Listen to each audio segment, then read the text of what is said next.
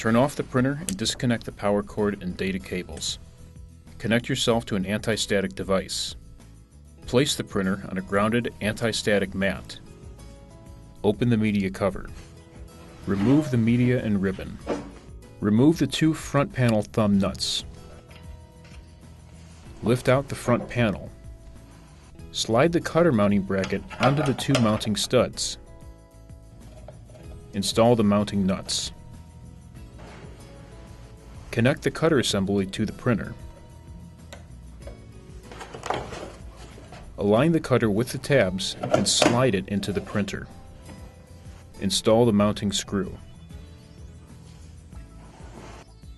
Place the catch tray in the mounting slot of the cover. Adjust the optional rail and stops for your media. Reconnect the power cord and data cables. Turn on the printer. Close the media door.